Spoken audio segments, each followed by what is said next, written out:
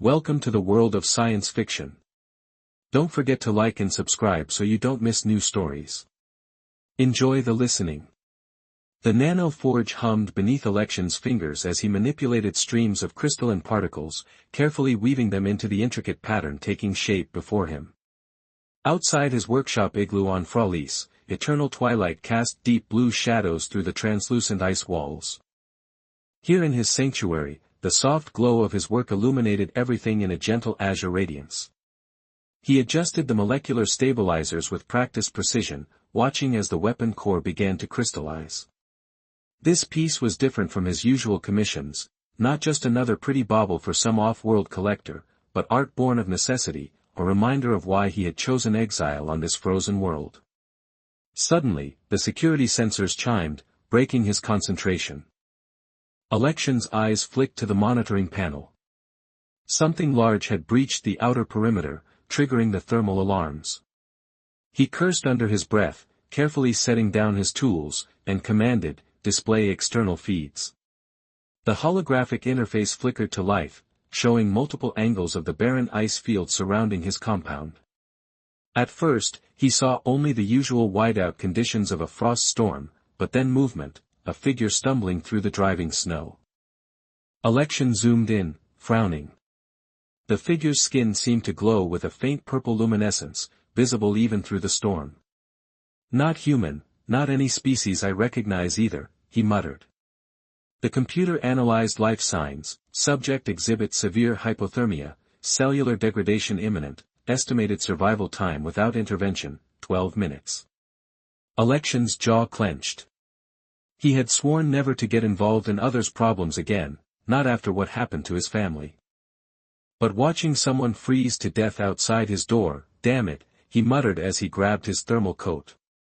Activate emergency protocols, prep the medical bay. He pulled on his protective gear and headed for the airlock. The moment he stepped outside, the bitter wind cut through him like knives, even with his enhanced cold resistance. Activating his helmet's thermal imaging, he spotted the figure now collapsed in the snow about 50 meters away. Election trudged through the deep drifts, the wind howling around him. As he got closer, he could see the alien more clearly, definitely female, with violet skin that seemed to pulse with weak bioluminescence. Her clothing was torn and frozen, and what looked like burn marks marred one side of her body. He reached down to check her pulse, finding it thready but present. "Hey, can you hear me?" Her eyes fluttered open, revealing irises that glowed with an inner light. "Help," she whispered, her voice barely audible over the wind. "They're coming." "Who's coming?" Election demanded, but she had already lost consciousness. Cursing again, he scooped her up in his arms.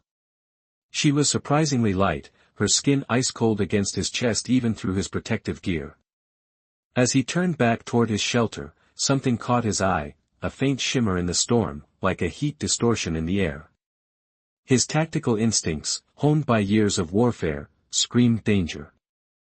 He quickened his pace, trying to maintain his footing in the deep snow. Although the security feeds had shown nothing else out there, something about this felt wrong. The woman's wounds weren't just from the cold, she had been in a fight. Shortly after, they reached the airlock just as his sensors picked up multiple incoming signatures at the edge of their range.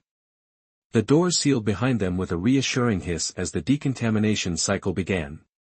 "Computer, full lockdown. Activate all defensive systems," he ordered. The system acknowledged, warning, multiple unidentified vessels detected in high orbit. Election looked down at the unconscious woman in his arms, her purple skin now barely glowing at all. "What have you gotten me into?" he murmured. He carried her to the medical bay and laid her gently on the examination table. Up close, her beauty was even more striking. Her features were delicate but strong, and an intricate pattern swirled across her violet skin like star maps. But she was dying, her core temperature was dangerously low. The computer announced, "Full biox scan, subject exhibits severe hypothermia and multiple plasma burns, internal bleeding detected. Genetic structure unknown, no match in database."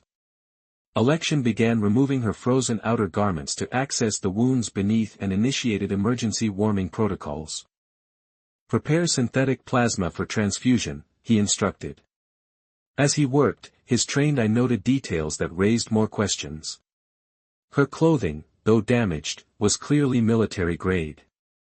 The burns weren't random, they formed distinct patterns, consistent with close-range energy weapon fire. Someone had been trying to kill her. Her eyes snapped open suddenly, glowing with panic. She grabbed his wrist with surprising strength. The crystal, she gasped. Is it safe? Easy, Election, he said firmly, trying to keep her still. You're safe here. I'm trying to help you. She searched his face intently, her luminescent eyes seeming to peer into his soul. I'm Ka, she managed weakly but musically. You have to hide it. Hide what? What crystal? But she passed out again, her grip going slack. The monitor showed her vitals stabilizing, but barely. Whatever she was running from, or trying to protect, would have to wait. Election continued treating her injuries with precise and efficient movements, even as his security systems continued reporting the orbital vessels moving into position above them. He needed answers, but first he needed her alive to give them. Hours passed as he stabilized her condition. The wounds began to heal under regenerative treatment, and her natural bioluminescence grew stronger. He found himself studying her face, noting how her expression shifted even in unconsciousness. There was something compelling about her, beyond just her exotic beauty. Unidentified vessels have entered low orbit, the computer announced. Energy signatures consistent with military craft. Election moved to his command console, bringing up the tactical display. 3 ships. Definitely military, definitely not local. Their sensor patterns suggested they were scanning the surface, looking for someone, looking for her. He glanced back at Ka's sleeping form. His isolation here had been carefully cultivated as a shield against past pain. Getting involved in whatever conflict she was fleeing could shatter that peace forever. But as he watched her chest rise and fall, and saw the way her skin shimmered with returning life, he knew it was already too late. He was involved now, whether he liked it or not. A soft moan drew his attention back to the medical bay. Ka was stirring, her eyes fluttered open, this time clearer and more focused. You're in my workshop on Fralice, he told her. I found you in the storm. You're safe for now, but there are ships in orbit looking for something, or someone. She tried to sit up, wincing. How long was I unconscious? About 4 hours. Long enough for whoever's after you to track you here. He crossed his arms. I think it's time you told me what kind of trouble you've inherited. Ka's luminescent eyes darted to the tactical display, then back to him. She moved with careful grace despite her injuries, swinging her legs off the medical bed. Your Election, she said softly. The Cryoforge Master, I recognized your work when I was scanning for shelter. A slight smile curved her lips.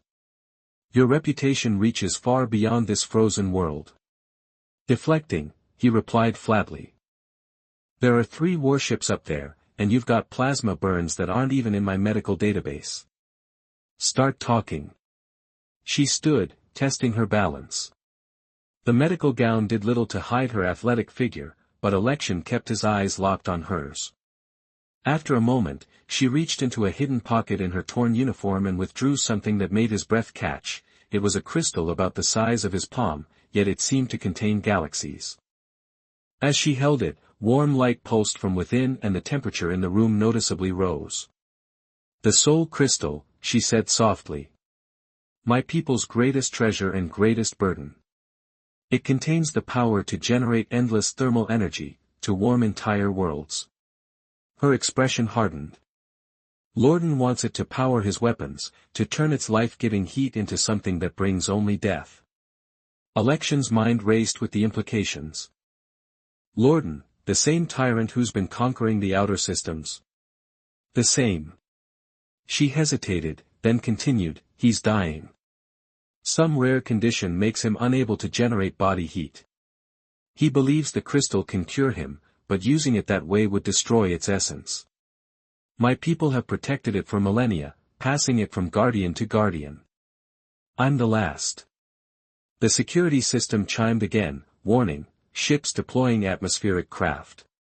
Estimated arrival of search parties, 15 minutes. Election ran a hand through his close-cropped hair. They'll have thermal scanners. This place is shielded, but that crystal, its energy signature must be visible for miles. I can dampen its output, but not for long. Ka stepped closer to him, her skin glowing more intensely. I know I have no right to ask for your help, but if Lorden gets this crystal, countless worlds will suffer. He turned away to check his security feeds. I don't take sides anymore, not after the memories that threaten to surface, of my family, the war, the choices that haunt me. He pushed them back down. Sometimes, not taking sides is taking a side. Ka, she said quietly, touching his arm. He felt warmth spread from the contact. I've seen your work, Election. You create beauty from the cold itself. Will you really stand by and watch that beauty burn? Before he could answer, alarms blared, multiple breaches detected in the outer perimeter. Armed forces were approaching from 3 vectors. Election sprang into action.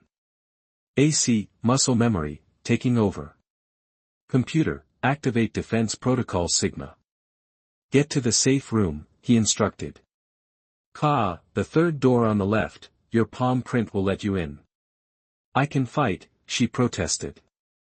You can barely stand, go. He was already moving to his weapons locker, pulling out a cryo rifle of his own design. I'll hold them off. She caught his arm again. Election, thank you, then she was gone, running toward the safe room with surprising speed despite her injuries. He checked his tactical display one last time, at least 12 heavily armed troops were approaching through the storm. They found us faster than I expected. So much for staying uninvolved, he muttered, charging his rifle. The familiar hum of its cryo core was oddly comforting. It was time to show these invaders why even Lorden's forces feared the master of the frozen forge. The first shots came through the outer walls, plasma bolts melting through centuries-old ice. Election had anticipated this. As the first mercenaries breached the perimeter, automated defense turrets responded with precise cryo-blasts, instantly freezing 2 soldiers solid. But these weren't common thugs. The remaining troops adapted quickly, using thermal shields and coordinated movement. They were well-trained, well-equipped, and determined. Election moved through his workshop like a ghost, using the maze-like layout he had designed over years, each turn, each chamber, a potential trap. He activated cryo mines, watching through security feeds as advancing soldiers were caught in waves of supercooled air. The computer warned, 3 hostiles approaching the main forge. He smiled grimly. They've walked right into my favorite trap. With a command, he activated the forge's emergency protocols, liquid nitrogen flooded the chamber, flash freezing everything inside. But he had underestimated their preparation. A massive explosion rocked the complex, breaching his inner defenses. Heat signatures appeared on his tactical display, enemy units were burning through his walls with military-grade thermal lances. Safe room reachable, imminent, the computer announced. Election's heart raced. He couldn't let them reach Ka and the crystal. Sprinting toward the safe room, he fired precise shots that turned corridors into glacial tombs. Yet for every soldier he stopped, 2 more appeared. He reached the safe room just as the far wall exploded inward. Through the smoke, a figure made his blood run cold, a towering cyborg, its body radiating heat that melted the ice around it. In a mechanically enhanced voice, it commanded, "Give it to us, and you may live." Election's response was a cryo blast aimed at its power core. The cyborg moved with impossible speed, deflecting the shot. Its return fire caught Election in the shoulder, searing through his armor. Then, Ka was there, moving like liquid lightning. She rolled under the cyborg's guard, pressing the soul crystal against its chest. Light exploded through the room as crystal and machine interacted, sending feedback through the cyborg's systems. "Run," she shouted, grabbing Election's good arm. They fled through emergency tunnels as explosions rocked the complex behind them. Election's workshop, his sanctuary of 15 years, was collapsing, everything he had built destroyed in minutes. They emerged into the howling storm. Ka supported his injured frame behind them. Flames lit the twilight as his home burned. "There's a backup shelter," he gasped through the pain. 2 kilometers north. A spotlight cut through the storm above them, a massive ship descended, heat waves distorting the air around it. "You can't run forever," a new voice boomed across the field. "The crystal belongs to Lord Orton now." Ka's grip tightened on Election's arm. The crystal pulsed between them, its warmth their only shield against the bitter wind. "Trust me," she whispered. He met her glowing eyes and nodded once. She pressed the crystal into his hands, then raised her arms toward the ship. Her skin blazed with light patterns swirling like constellations gone mad. The crystal responded, its energy flowing into Election's body. The world turned white. When his vision cleared, the ship was gone. So was his workshop, reduced to a smoking crater in the ice. Ka lay unconscious in his arms, her skin barely glowing, but they were alive and the crystal was safe. As he lifted her broken body, he began the long trek toward his backup shelter. Election knew his life of isolation was over, he had chosen a side at last. As Election carried Ka through the storm, her unconscious form barely stirring against his chest, he felt the weight of more than her fragile body. The soul crystal pulsed faintly between them, its warmth a stark contrast to the icy gale. Each step toward the backup shelter felt like a vow, an unspoken promise to protect her, no matter the cost. But promises meant little to the forces hunting them. They struck like the storm itself, swift and overwhelming. The last thing Election saw before darkness consumed him was Ka being torn from his arms, her glowing eyes meeting his with a mix of desperation and defiance. When he woke, it was too late. His sanctuary had fallen, and his body was no longer his own. Pain exploded through Election's nervous system as the cryo-implant burrowed into his spine. He arched against the restraints, teeth clenched to keep from screaming. The operating theater's sterile lights burned his eyes, making the surgeons look like looming shadows as they worked. Remarkable resistance. "Most subjects lose consciousness during the first insertion," observed a cold voice. Lorden stepped into view, his pale skin nearly translucent under the harsh lights. The tyrant's body was wrapped in thermal regulators that pumped heated fluid through transparent tubes. His eyes, gray as Arctic ice, studied Election with clinical interest. "The famous Forge Master," Lorden continued, "do you know why I chose you specifically for this program?" Election tried to speak, but another wave of agony tore through him as they inserted the second implant. Through the haze of pain, he saw Ka watching from behind reinforced glass, her violet skin dulled with horror. They were forcing her to witness this. "Your reputation for precision," Lorden answered his own question, "and your understanding of thermal manipulation at the molecular level, these implants will make you the perfect weapon once they're fully integrated." "Of course," the surgeon interjected, "my lord, the neuropathways are fighting the integration. His body is attempting to reject the implants. Increase the suppression drugs." "Lorden, break him," ordered the tyrant. More chemicals flooded Election's system, and the world began to fragment as memories bled into hallucinations. He saw his family dying again, felt the heat of the explosion that took them. But now, Ka was there too, reaching for him as shadows dragged her away. "Fight it," he heard her voice in his mind. "Remember who you are." The darkness took him. He woke in a sterile cell, his body feeling alien and wrong. The implants pulsed with cold energy along his spine and across his shoulders. When he tried to move, pain sparked through new neural pathways. "Subject is conscious," a mechanical voice announced as baseline testing screens activated around him, displaying molecular structures and weapon schematics. His enhanced vision processed them automatically, the implants forcing his mind to analyze weak points and potential improvements. Impressive, Lorden's voice came through hidden speakers. The integration is proceeding faster than expected. How does it feel, Forge Master, to be truly one with the cold? Election remained silent, focusing on controlling his breathing. They had stripped him of everything, his home, his freedom, even his own body, but they couldn't take his mind unless he let them. The door slid open and guards entered, hauling him to his feet. Time to begin your real work, one guard said, shoving him forward. They marched him through corridors of gleaming ice and steel.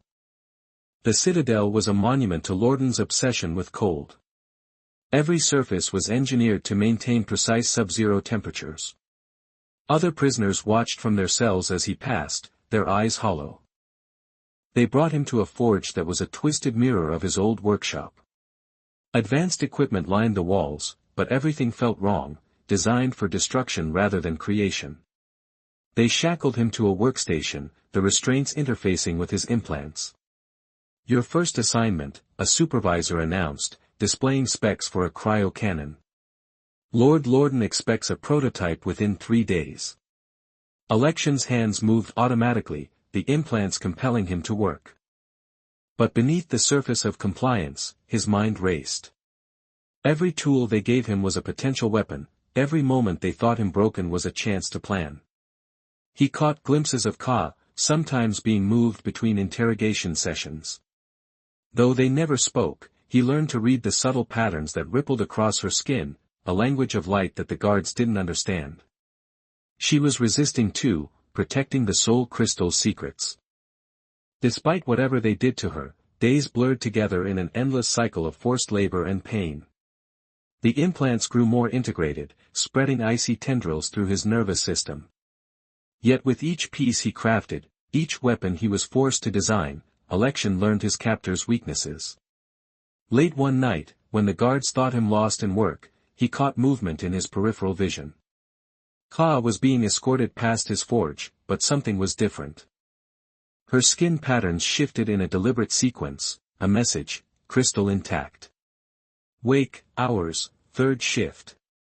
He kept his face impassive, his fingers never pausing in their work, but his mind raced with possibilities. The third shift had the fewest guards, and the automated systems ran diagnostics. If she had managed to keep the soul crystal hidden somehow. Your output is decreasing, the supervisor's voice cut through his thoughts. Perhaps you need additional motivation. The door opened, and guards dragged in what looked like a modified interrogation chair.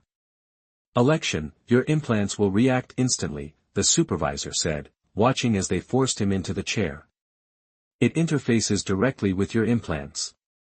Every moment of decreased productivity results in feedback. The demonstration that followed left Election gasping, his vision blurred with tears of pain. But through it all, he clung to the memory of Ka's message, they hadn't broken her, and he wouldn't break either.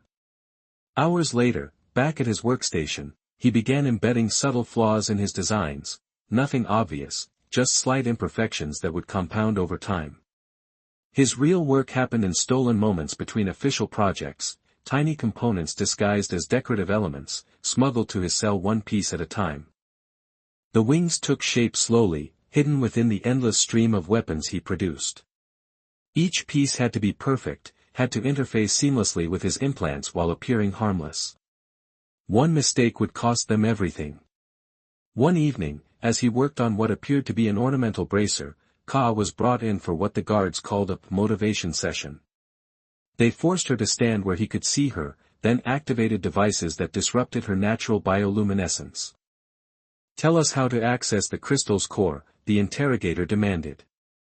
Ka's skin flickered in agony, but her eyes met Election's. In that moment of connection, her patterns shifted subtly. The crystal requires a living conduit, she gasped. It can't be artificially accessed. The interrogator signaled, and the disruption increased, but Election had caught her meaning.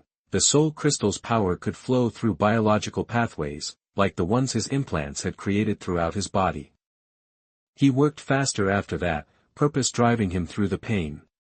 The wings took their final shape, a masterpiece of bioengineering disguised as a status symbol. Each component was carefully crafted to channel both cryo-energy and the crystal's heat. Late one night, as he lay in his cell fighting the implant's cold burn, he heard her voice in his mind more clearly than ever before. "Are you ready?" she whispered through their growing connection. He touched the hidden components of his creation, feeling the potential humming within them. Tomorrow, he thought. That night, in his dreams during third shift, he saw himself flying through storms of ice and fire, Ka's light guiding him home. But home wasn't a place anymore, it was the warmth of her presence in his mind, a defiance of the cold that had claimed so much of him.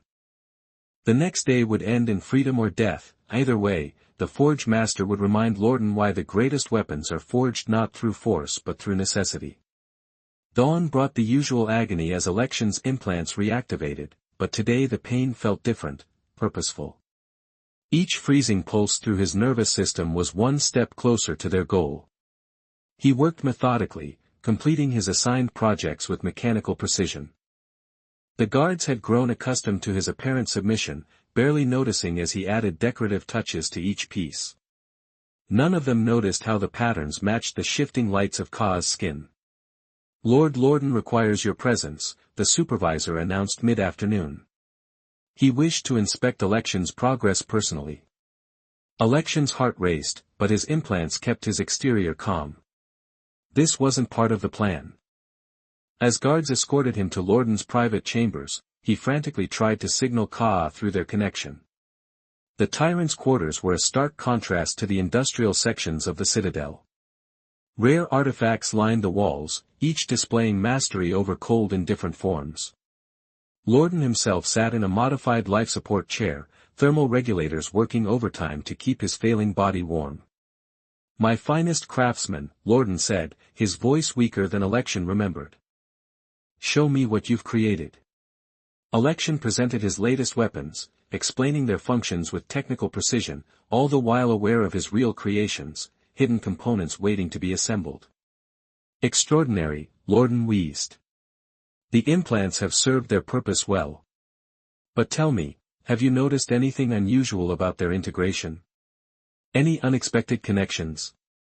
The question sent ice through Election's veins, unrelated to his implants. Did Lorden suspect their growing link with Ka? "Only standard neural adaptation, my lord," he replied carefully. "The cold has become part of me." Lorden's gray eyes studied him intently. "Indeed. You know, the implants weren't designed solely for weapons crafting, they're prototypes for something far more ambitious." He gestured to his own failing body, a complete integration of human consciousness with cold itself, perfect adaptation to any environment. "You want to transform yourself, Election."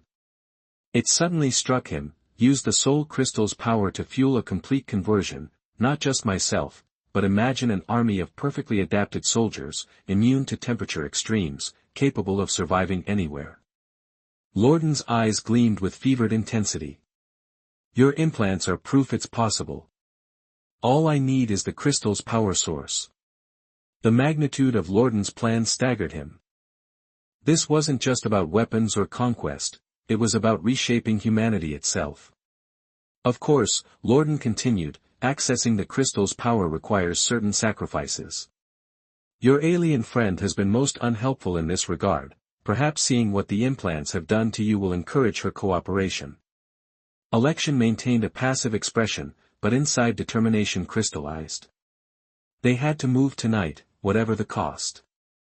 Lorden's vision of a frozen future had to be stopped. "Return to your work," Lorden dismissed him. "Soon you'll witness the dawn of a new age." Back in his forge, Election's fingers flew over his projects with renewed urgency. Each component had to be perfect, their lives, and perhaps the future of humanity, depended on it. Through their connection, he felt Ka's presence stronger than ever. That night, her patterns whispered, no matter what, the wings were ready. Freedom waited in the cold, dark above. All they needed now was the courage to fly. The third shift began like any other. Guards changed, systems cycled into diagnostic mode, and Election worked steadily at his station. But tonight, each movement was precisely calculated. The components he had hidden throughout the citadel hummed in his awareness, connected through the very implants meant to enslave him. A maintenance alert flashed on his console, the signal he had been waiting for. Somewhere in the detention block, Ka would be making her move, requesting technical support. In Cell Block S, power fluctuations detected, the system announced. The supervisor frowned at his screens. Continue your work. Security will handle it. Election's fingers moved across his console, executing commands disguised as routine maintenance. Throughout the Citadel, tiny sabotages activated, temperature regulators began to fail, and security systems reported phantom breaches. The first explosion rocked the Foundation. 3 minutes later, alarms screamed as chaos erupted. Guards rushed to contain multiple system failures, leaving only 2 to watch Election. He felt Ka's presence grow stronger, she was close now. Lock down the forge, the supervisor ordered. The prisoner didn't move, but Election was already moving. The implants that were supposed to control him now amplified his movements, channeling cold energy in ways their creators had never intended. The first guard went down before he could raise his weapon, flash frozen by a touch. The second guard managed to fire, but Election's enhanced reflexes allowed him to dodge the shot, which hit his workstation instead, destroying weeks of forced labor. He allowed himself a grim smile as he snapped the guard's neck. Voices shouted over comms, "The alien prisoner has the message," cut off in static. Election grabbed his hidden components, pieces clicking together with satisfying precision. The wings unfurled from what had appeared to be decorative armor, crystalline matrices humming with potential. The supervisor reached for his emergency beacon, but ice had already crept up his legs, freezing him in place. "Impossible," he gasped. "The implants can't be used this way, you never understood, Election. Cold isn't just about freezing, it's about change, transformation." Leaning close, he continued, "Your greatest mistake was teaching me to forge with it." The door burst inward. Ka stood there, her skin blazing with power, guards frozen at her feet. The soul crystal pulsed in her hands. "You're late," Election said, drinking in the sight of her. Her answering smile was fierce. "Had to make a few stops, ready to fly." Lorden's voice boomed through the Citadel speakers, "Kill them both." The crystal must not. Another explosion cut him off, this one closer and more violent. The ceiling groaned ominously. "Time to go," Ka said, pressing the crystal into Election's chest, right above his heart. Power surged through his implants, ice and heat dancing together in impossible harmony. The wings responded, spreading wide, not metal, not ice, but something in between, his masterwork, born of captivity and forged in defiance. They ran for the nearest viewport. Guards were in pursuit. Ka's hand found his as they crashed through the reinforced glass. For one heart-stopping moment, they fell through Freylus's eternal twilight, then the wings caught the frigid air and they soared into the storm. The dark sky loomed behind them as Lorden's citadel burned with cold fire. The crystal-powered wings cut through Freylus's howling winds as Election and Ka soared away from the burning citadel. Behind them, explosions continued to rock Lorden's fortress, each blast sending shock waves through the frozen air. "We've got company." Ka shouted over the wind as combat drones closed fast. Election banked hard, the wings responding to his thoughts through the implants. Energy coursed through his modified nervous system, cold and heat dancing in perfect balance. The soul crystal pulsed against his chest, its power amplifying every movement. A plasma bolt streaked past them, turning snowflakes to steam. The drones were designed for pursuit, but they hadn't counted on the Forge Master's intimate knowledge of Freylus's storms.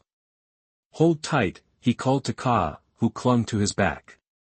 They dove into a massive wall of ice crystals, the wings folding close behind them.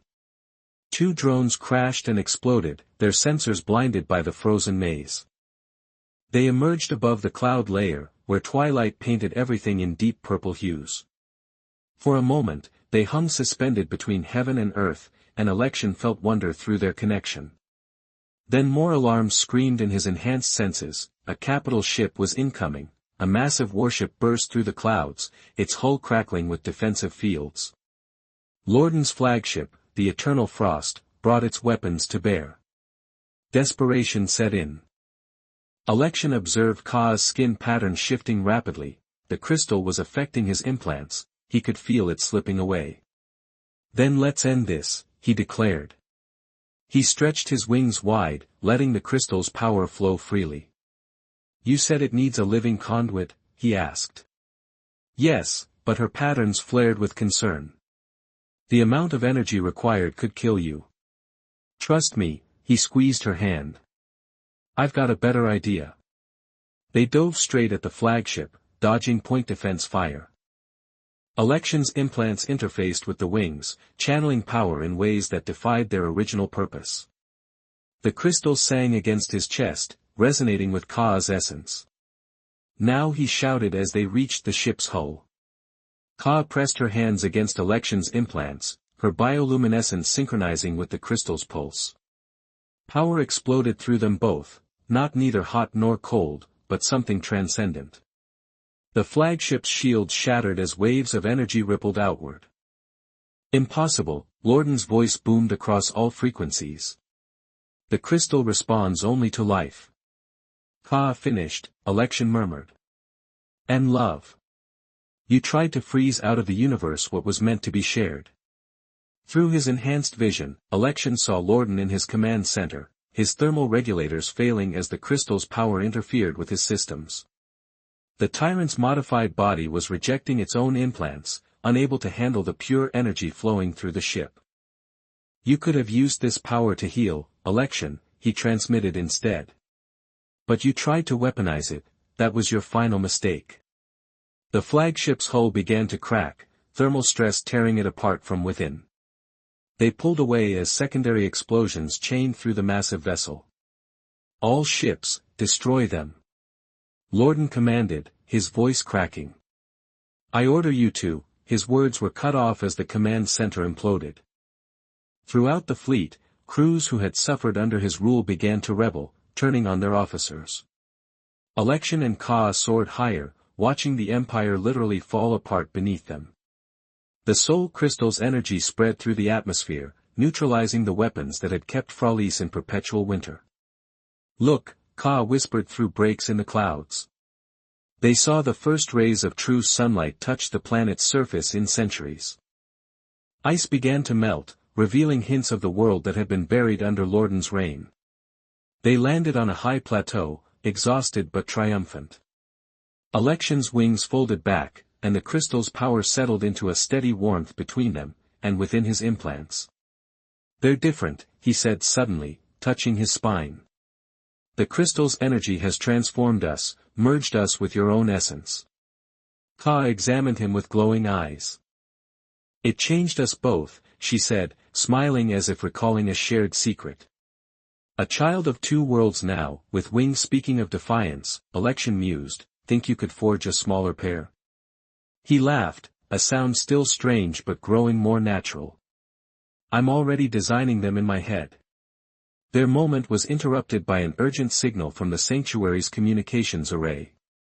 New reports were coming in from outer systems. Worlds long frozen under Lorden's rule were experiencing their first thaws. But with freedom came responsibility. They need guidance, Ka said, reading the reports, knowledge of how to handle the changes without destroying themselves. Election nodded and began moving toward their ship. Then we'd better get started. The galaxy won't rebuild itself. Ka caught his arm, her expression serious despite her glowing smile. You know this means leaving Fralice, right? Are you ready? He looked around at the world that had been his prison and sanctuary, his forge and battlefield. The implants hummed beneath his skin, no longer a burden but a reminder of everything they had overcome. I spent years hiding from the galaxy, he said softly, thinking isolation would keep the pain away. He touched her face, feeling the warmth of their connection. You showed me a better way to fight the cold.